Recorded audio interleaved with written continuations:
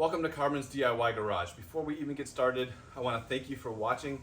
And if you would be so kind to help support this channel, keep it growing, please subscribe to the channel, hit the notification bell, at least give this video a thumbs up, drop a comment, and of course, if you feel like contributing financially, hit the super thanks or buymeacoffee.com. But thanks for coming to watch these videos. Really appreciate your support. So analytics says that by now, over half the people that turned on this video have already dropped off. So those of you that are dedicated and still with it, today we are going to be replacing the brake pads and rotors on the rear brakes of this 2011 Jeep Wrangler. But the process is going to be the same for all four corners, and really it's pretty much the same for every vehicle that I've worked on. Americans, so like the Wrangler, the Dodge Caravan, and also the Subaru that we have.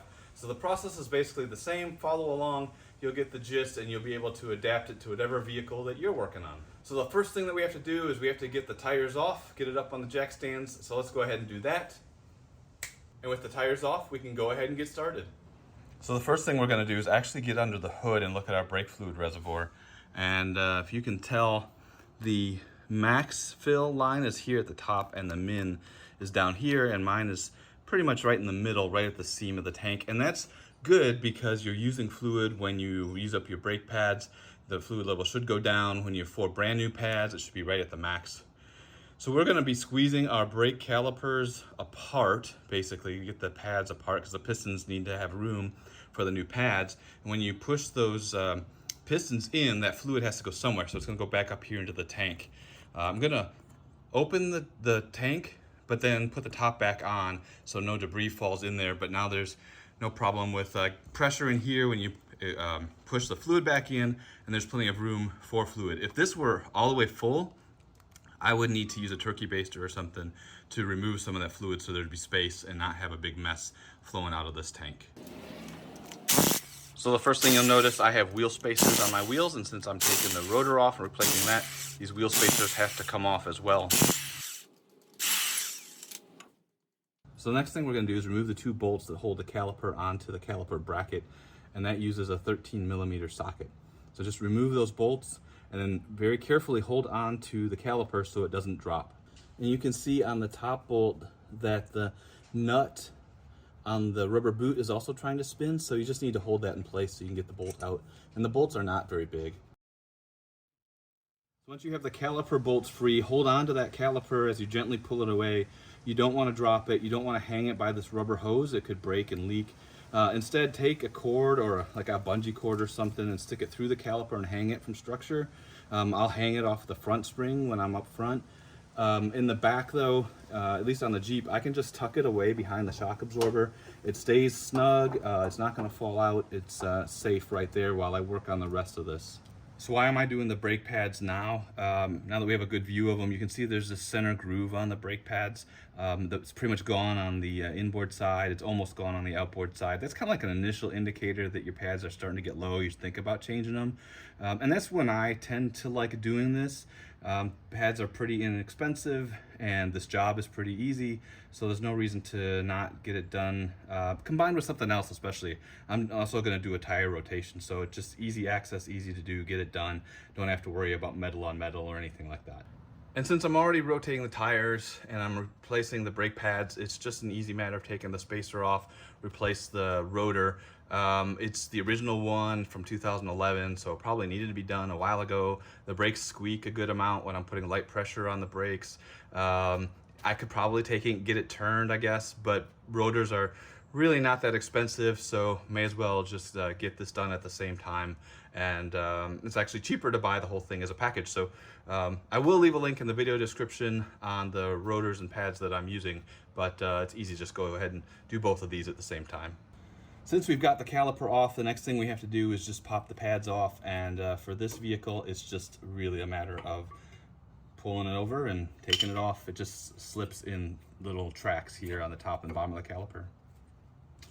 And these are what the old ones look like.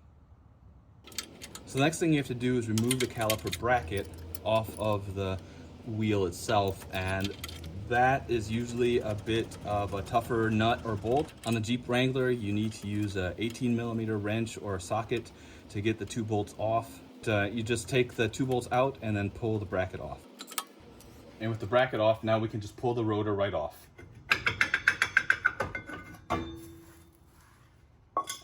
With the rotor off, it's important to do an inspection of inside.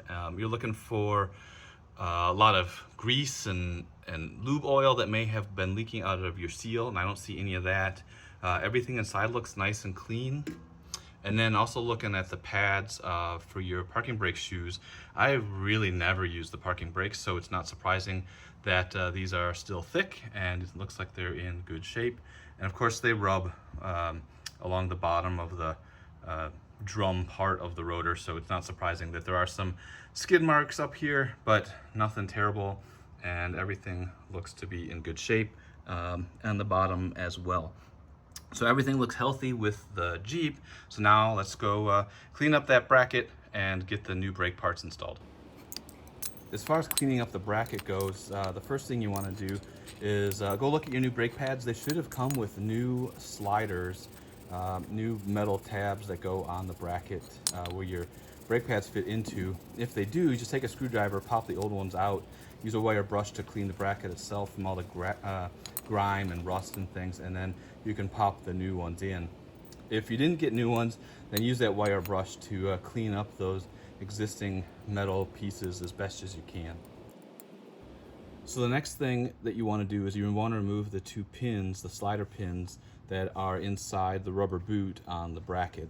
Now for the Jeep, there is that smaller bolt that we took off to get the caliper off the bracket, and then the slide pin is here. Other vehicles I've worked on, the bolt that holds the caliper to the bracket is actually one continuous thing with the slide pin. So your vehicles could be a little bit different, but for this one, the pins are separate, part of the caliper. Just hold the rubber boot in place and then gently wiggle the pin, and it'll come loose. There's just a little ledge on the slider that the boot kind of plugs into. You want to pull that out and make sure you keep track of which one goes into which side of the bracket, because for some vehicles it is very much specific, top or bottom, so keep those in mind.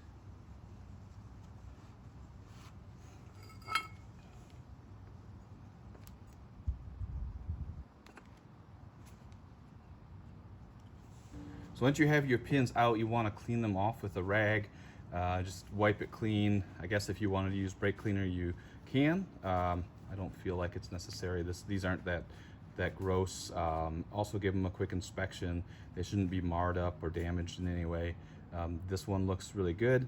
You can see there's some wear on it, but it's pretty even. There's no gouges or nicks or anything, so I don't have any concerns with reusing it.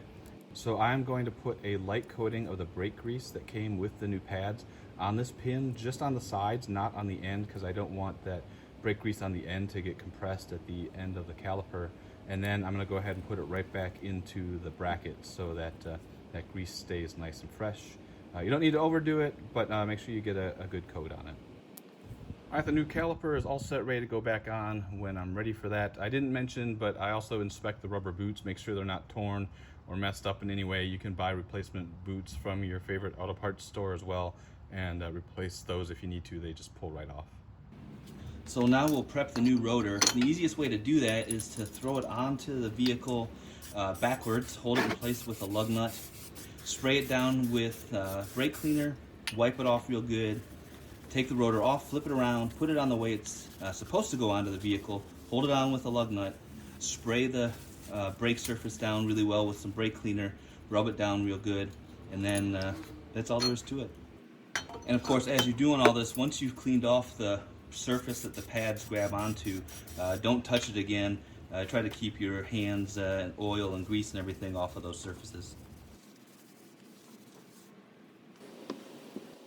Now that we've got the rotor installed, we can go ahead and put our bracket back in place, put in the bolts, and on the Wrangler, the torque on these bolts is 55 foot-pounds, so it's nothing crazy strong, but if you can't get a torque wrench in there, realize 55 foot-pounds is still a pretty good amount of torque, so try to get that as close as you can. Make sure they're good and tight. With the bracket installed, the next step is to put grease on all 4 of the metal sliders that either you newly installed or that you cleaned up on the old ones that you had. But just cover all the surfaces that the pad will slide onto, just cover that with just a thin layer of brake grease. Also keep in mind that you want to avoid getting grease on the brake rotor itself if you can help it at all. With that grease in place, now we just need to put the brake pads in. For the Wrangler, and really any vehicle where it's got this bracket set up like this, it's pretty simple. You just get the pads, clip them into the new brackets there, and slide them up against the rotor. It's pretty straightforward. Every vehicle is a little bit different, but that's the basic concept. And for the Wrangler, the brake pad itself is the same for the inner and outer pad. But the inner pad, the one that's closer to the differential, has the wear detector, the weird metal thing that sticks out from the back. That goes on the inboard side of the wheel, but otherwise the brake pads are the same. I've also seen in some videos where some people will take sandpaper or something and rough up the surface of the pads, or scruff them up against each other to kind of get that surface warmed up. Really, it's up to you. There's a big debate on whether it's necessary or not. So I don't do it, but hey, that's just me. All right, we're almost done. The next thing we need to do is go back to that caliper that we took off. Remember back at the beginning of the video, I had you loosen the cap on the master cylinder and look at your oil levels, brake fluid levels. Well, the reason is because we are now going to use your favorite C-clamp to compress the piston. So the way I like to do this is I take my trusty 6-inch, I think it is, C-clamp. It's a Craftsman from who knows how long ago, my hand-me-down from my dad. Anyway, I use that, and I use the old brake pad that we took off, lay that across the piston, and then just apply even pressure on the piston until the piston is flush with the back of the cylinder. And I want to make sure that the C-clamp is only pushing on the housing on the back of the caliper, not on any of the brake lines or anything like that. So just do it nice and slow, even pressure. And if you're worried about the brake fluid level in your master cylinder, go check on that, because the last thing you want is an overflow from the tank. With the piston fully depressed, giving it a good inspection, make sure there's no fluid leaking out from the piston or around it. You're good to reinstall it over the brake pads. Before you just throw it on there though, take some more of that grease, put it on the backing plates for both pads, and that will prevent a lot of brake squeaking down the road. And really the only thing that's left now is to take the caliper, put it back over the brake pads, put in your caliper mounting bolts, and you may have to hold the slide pins with one wrench as you tighten up your mounting bolts, and then torque them down. For the Wrangler, the spec is just 26 foot-pounds, so definitely not over tighten those. You could interfere with the ability of the brake system to do its job, but make sure of course they're tight. You don't want your brakes to come off because the bolt vibrated loose. And that is it for this wheel. We have done the brake pads and the rotor. The only thing that left that I'm going to do is put some brake cleaner on it just to make sure it's still clean, put the wheel spacer back on, put the tire back on, and we're done. If you have other wheels to do, go do those first. If you're completely done, don't just jump in and drive away. Go put the top back on to your master cylinder, make sure that's tight. Give your brake pedal a few pumps to get some brake fluid back into the piston, get the piston seated up against the brake pads. And some pads come with very specific wear-in instructions. Make sure you follow those so that your pads are in really good shape. This job, it took me a little bit longer than normal because I'm filming the video, but if it's your first time doing it, 45, 60 minutes maybe. Once you've done it before, say a half hour, maybe even less. It's pretty straightforward, simple task.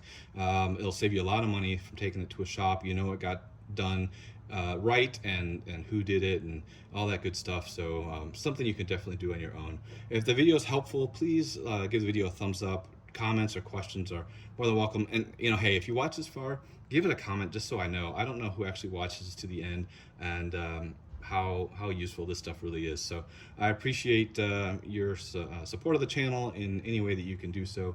And until the next video, y'all take care and have a good one.